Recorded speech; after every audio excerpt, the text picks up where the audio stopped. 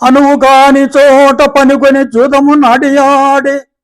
అంటే ఈ ధర్మరాజు ఏం చేసినా అంటే అనువుగాని చోట అవతలి వాళ్ళు మూర్ఖులు, మరి మోసపూరితంగా ఆడేవాళ్ళు అని, ఇది తగినటువంటి చోటు కాదు అని అనుకోవాలి. కానీ అలాంటి చోట ఆయన పనికొని పూనుకొని జూదమును జూదం ఆడాడి ఓడిపోయి అడవి సొచ్చు, అడవికి వెళ్ళాడు కదా, రాజ్యం పోయింది, భార్యను కూడా ఓడిపోయాడు, ఈ విధంగా అడవికి వెళ్ళాడు కదా.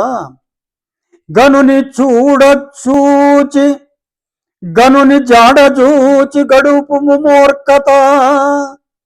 అంటే ఆ ఎదుటి వ్యక్తి యొక్క జాడను తెలుసుకొని మూర్ఖత్వాన్ని మరి విడనాడాలి అంటూ ఉన్నాడన్నమాట.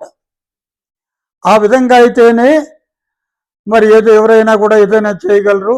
ఆ విధంగా చేయకపోవడం వల్లనే మరి అవతల వాళ్ళు ఎలాంటి వాళ్ళు అని తెలుసుకోకుండానే ధర్మరాజు జూదం ఆడాడి అడవుల పాలయ్యాడు అని చెప్పడం.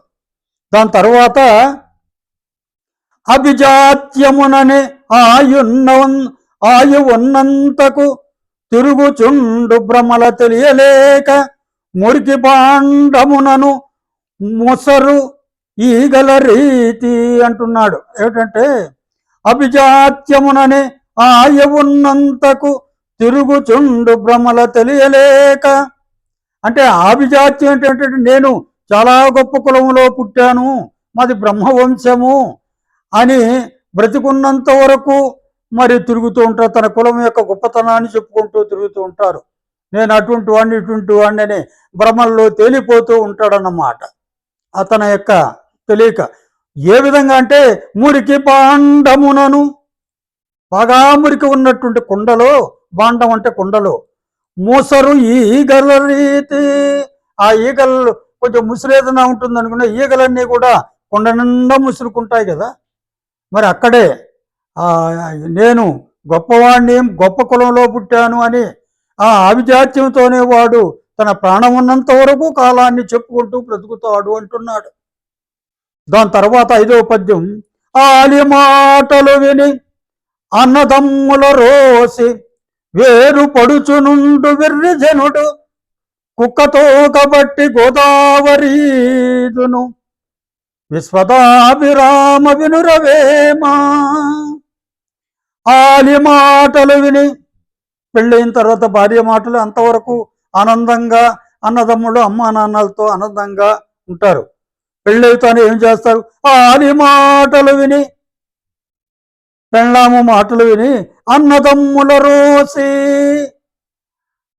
అన్నదమ్ములను వదులుకొని వేరు పడుచునుండు వెర్రిజనుడు, వేరుకు పోతాడన్నమాట, వేరే కాపురం పెడతాడనమాట వెర్రోడు. మరి అలాంటి వాడు మరి అన్ని శుభములను పొందుతాడంటే పొందలేము. ఈ కాలం ఏదో, ఆ కాలంలో మరి ఇంట్లో అమ్మా నాన్నలు, వాళ్ళమ్మా నాన్నలు, మరి వీళ్ళు అందరూ కలిసి, అనేక మంది పిల్లలు వీళ్ళు అందరూ కలిసి సంఘేశక్తి కలవుయుగే, కలియుగంలో సమూహంగా ఉంటేనే పనులు అవుతాయనే ఉద్దేశంతో మరి ఉండేవాళ్ళు. ఆ విధంగా కాకుండా పెళ్ళాం మాటలు విని మరి వేరుపడితే అతడు ఆ సంసారాన్ని కుక్కతో కబట్టి గోదావరి ఈదును, ఒక్కతోక పట్టుకొని గోదావరి అంత పెద్ద నదిని ఈదినట్లుంటుంది సంసారము అని చెప్పేసి వేమన చాలా చక్కగా మూర్ఖ పద్ధతిని గురించి చెప్పాడు. మరి వీటన్నిటి కూడా శ్రద్ధగా మీరు ఆలకించాలని కోరుకుంటున్నాను.